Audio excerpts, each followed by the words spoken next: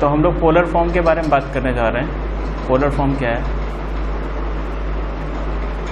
Polar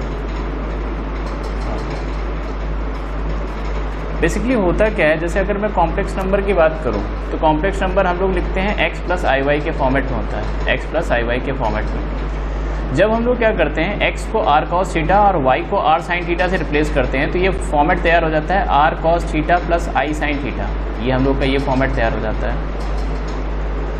इसी को अगर मैं बात करूं, इसी को कहा जाता है पोलर फॉर्म। यही हम लोग के पास में होता है पोलर फॉर्म। और ये जो फॉर्मेट होता है इसको कहा जाता है कार्टेशियन फॉर्म। ये हम लोग के पास में क्या है? Cartesian form. और साथ में एक फॉर्मेट और होता है, उसको भी साथ में लिख लूँ। अगर यही वैल्यू लिखी हो इस फॉर्मेट में, इसी को हम लोग लिख सकते हैं r इंटू ई की पावर आई थीटा, और इसको कहा जाता है आयलर फॉर्म। ये हम लोग के पास में होता है आयलर फॉर्म। आयलर एक मैथमेटिशियन थे, तो इसको कहा जाता है आयलर्स फॉर्म। आगे समझ लो, वेयर करके लिख लेना। तो हम लोग यहाँ पे बात करने जा रहे हैं पोलर फॉर्म में, पोलर फॉर्म में बात करने जा रहे हैं। तो जैसे कि वेयर करके लिख लेना, वेयर आर क्या होता है?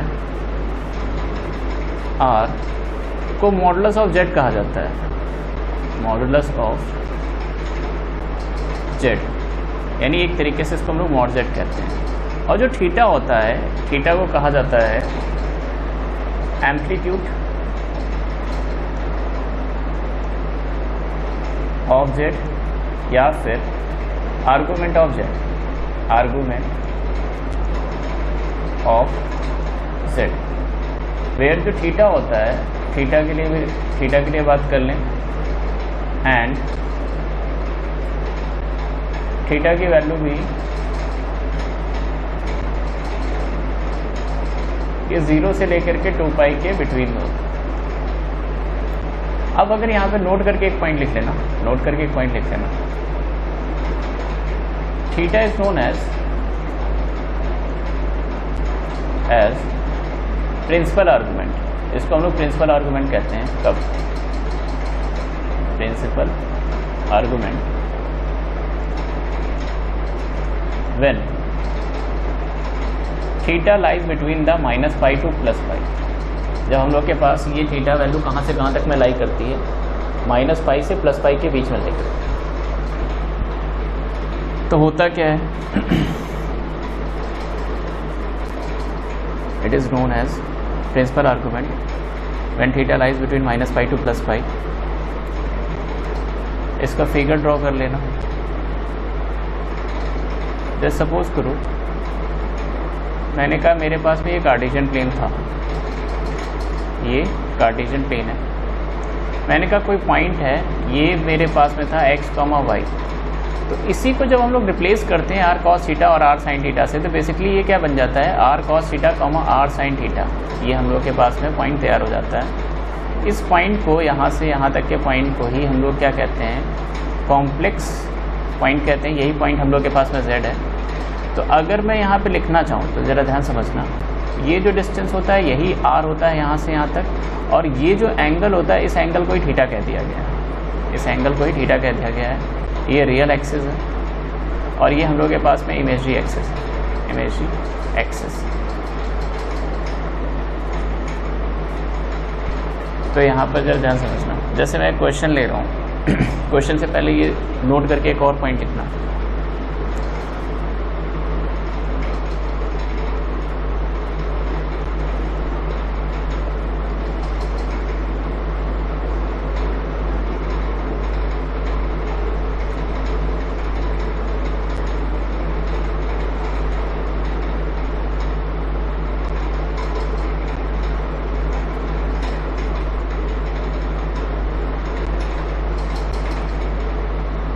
यहाँ पे 2 टेबल में तैयार कर दे रहा हूँ। अगर सपोज करो ये मैं टेबल बना रहा हूँ for principal argument, principal argument, और ये नेक्स्ट टेबल में बना रहा हूँ फॉर केवल और केवल आर्गुमेंट के लिए। ये आर्गूमेंट के लिए टेबल है और ये प्रिंसिपल आर्गूमेंट की है। अगर मेरा एंगल जो है फर्स्ट क्वाड्रेंट में लाई करता है तो उसके लिए जो प्रिंसिपल आर्गूमेंट होगा वहाँ पर थीटा होगा। अगर सेकंड क्वाड्रेंट में लाई करता है तो पाई माइनस थीटा होगा। थर्ड क्वाड्रेंट में लाई करता है तो माइनस का पाई प्लस थीटा होगा। और फोर्थ क्वाड्रेंट में लाई करता है तो माइनस का थीटा होगा। लेकिन यही आर्गूमेंट की सिचुएशन होती तो अगर फर्स्ट क्वाड्रेंट में लाई करता है तो थीटा होगा, सेकंड में लाई करता है तो पाई माइनस थीटा, थर्ड में लाई करता है तो पाई प्लस थीटा और फोर्थ में लाई करता है तो 2 पाई माइनस का थीटा।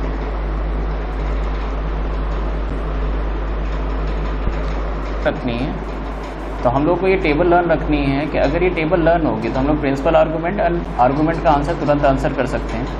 और यहाँ पे थीटा के लिए भी वैल्यू लिख लेना कि थीटा क्या होता है। जब मैं थीटा कैलकुलेट कर हाँ तो इसी के आगे लिखना, जहाँ पे थीटा के बारे में लिख लेना, theta equals to what, tan inverse mod of y by x. तो जैसे सपोज करो मैं क्वेश्चन एक दे रहा हूँ। क्वेश्चन क्या है? क्वेश्चन है कि कन्वर्ट अंडर रूट 3 माइनस आई इंटू पोलर फॉर्म।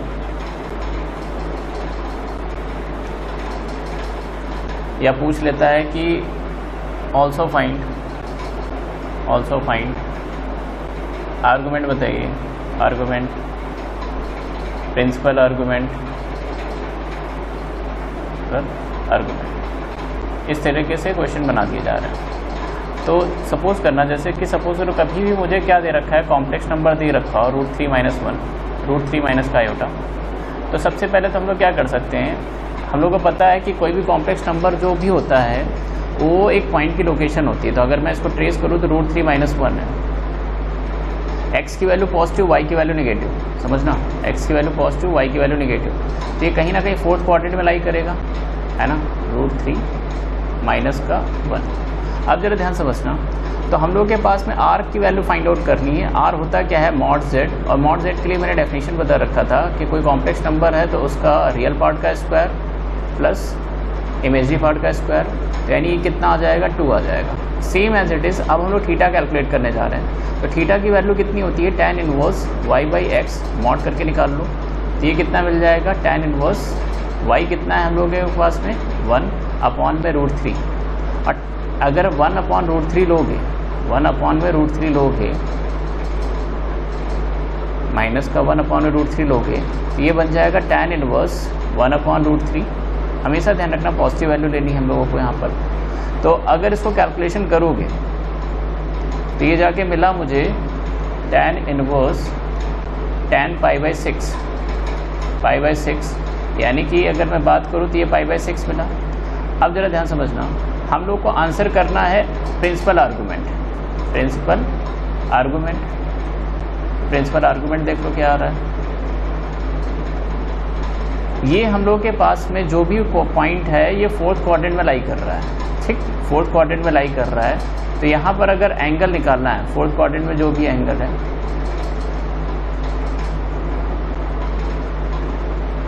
यहाँ पे देखो, अगर फोर्थ क्वाड्रेंट में लाई कर रहा है तो उसका आंसर हम लोग किसके फॉर्मेट करते हैं, माइनस थीटा। और अगर आर्गूमेंट के अकॉर्डिंग आंसर करना होता है तो 2 पाई माइनस थीटा, है ना। तो उसी के अकॉर्डिंग आंसर कर रहे हैं। प्रिंसिपल आर्गूमेंट करना था तो प्रिंसिपल आर्गूमेंट देख लो, तो ये कितना आ जाएगा, माइनस का थीटा, यानी कि माइनस का pi by 6। Same as it is अगर मुझे आर्गूमेंट का आंसर करना है, आर्गूमेंट इज़ व्हाट, ये कितना आ जाएगा, 2 पाई माइनस का पाई बाई 6, यानी कि 11 पाई बाई 6। अब मुझे लिखना है पोलर फॉर्म में, तो पोलर फॉर्म भी देख लो। पोलर फॉर्म होता क्या है, r cos theta plus i sin theta के फॉर्मेट में होता है। r की वैल्यू भी पता है, r की वैल्यू कितनी है, 2 cos।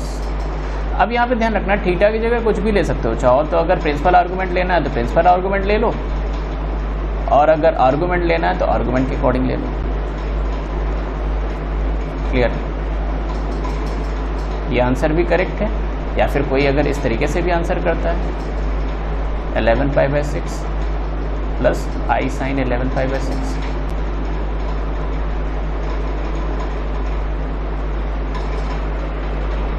दोनों ही फॉर्मेट में कर सकते हैं आंसर।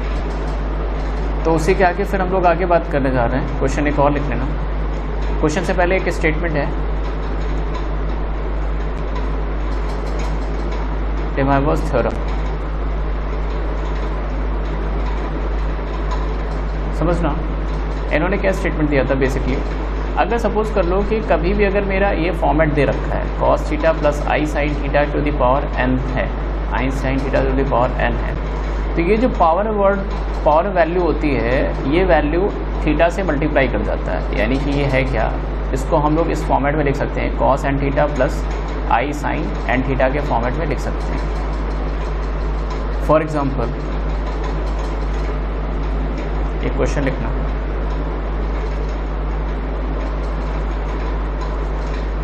जैसे आया कि convert the following into the complex number, Cartesian form.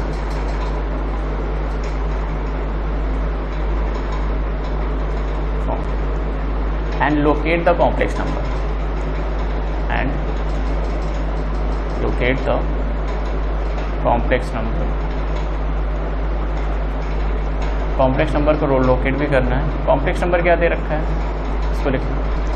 कह रखा है कोई कॉम्प्लेक्स नंबर है वो किस फॉर्मेट में दे रखा है,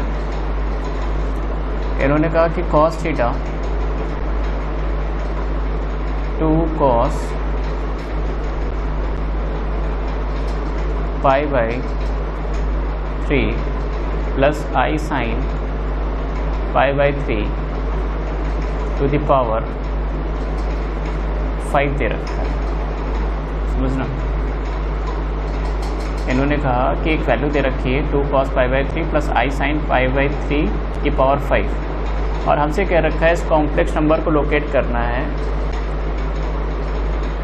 और कार्टेशियन फॉर्म में कन्वर्ट करना है।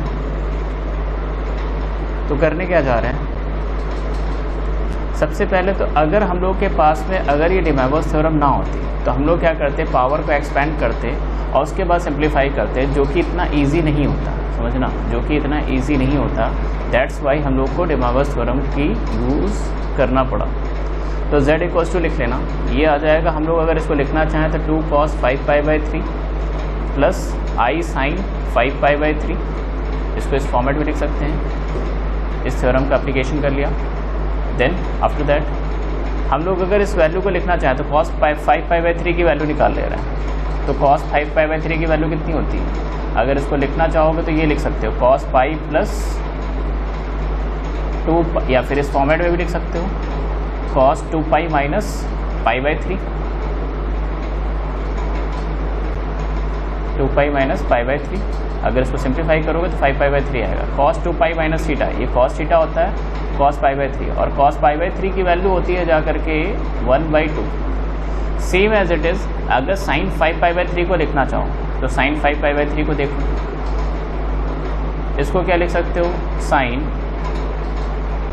2 पाई माइनस पाई बाई 3, यानी अगर इसको कैलकुलेट करोगे तो ये आएगा माइनस का sin पाई बाई 3, और ये वैल्यू कितनी आ जाएगा, माइनस का √3/2। यहाँ पर अगर पॉइंट को लोकेट करोगे तो ये वैल्यू आ गई 2 × 1/2 माइनस का i √3/2। सिंप्लीफाई कर लो, ये कॉम्प्लेक्स नंबर आया मेरे पास है 1 माइनस का i √3। तो ये कॉम्प्लेक्स नंबर जो था ये हम लोग के पास में कार्टेशियन फॉर्म है, यही हम लोग के पास में कार्टेशियन फॉर्म है, कार्टेशियन फॉर्म। अब अगर मैं इस कॉम्प्लेक्स नंबर को लोकेट करूं तो बेसिकली अगर मैं कॉम्प्लेक्स नंबर देखूं तो ये है क्या, इस कॉम्प्लेक्स नंबर को लिख सकते हैं 1, माइनस का √3, 1, माइनस का √3। ये कॉम्प्लेक्स नंबर क्या लिखा हुआ है, अगर इस कॉम्प्लेक्स नंबर को लिखना चाहो तो ये लिख सकते हैं 1, माइनस का √3, और ये किस क्वाड्रेंट में लाई करेगा, 4th क्वाड्रेंट में। ये कहीं यहाँ ना यहाँ कहीं लोकेशन होगी इसकी, तो ये किस क्वाड्रेंट में लाई कर रहा है, 4th क्वाड्रेंट। क्लियर है। एक स्टेटमेंट नोट करके लिखना, नोट करके एक पॉइंट और इंक्रीज करना। सपोज करो कभी भी मैंने कहा कि जैसे कि एक वैल्यू दे रखी cos alpha plus i sine alpha, cos beta plus i sine beta, cos gamma plus i sine gamma, इस तरीके से ये वैल्यू दे रखी है। अगर कभी भी इस तरीके के टर्म्स आपस में मल्टीप्लाई कर रहे हैं, यानी कि वो अगर मेरे पोलर फॉर्म में कॉम्प्लेक्स नंबर दे रखे हैं और वो टर्म प्रोडक्ट कर रहे हैं, तो होता क्या है, ये स्टेटमेंट ध्यान रखना कि ये same as it is value आती है और जो एंगल होते हैं वो ऐड होकर के आ जाते हैं। Alpha plus beta plus gamma plus i sine alpha plus beta plus gamma. यहाँ पे मैंने 3 इसके लिए बात किया है। अगर ये यहाँ पे 4 स्टेटमेंट होते तो 4 चौथा एंगल भी आ जाता, same as it is there is a 5, तो 5 एंगल्स आ जाते। तो जितने भी एंगल्स होंगे वो सब सम होकर के आ जाएंगे। तो जैसे मैं इस पर क्वेश्चन लिख रहा हूँ, क्वेश्चन लिखना,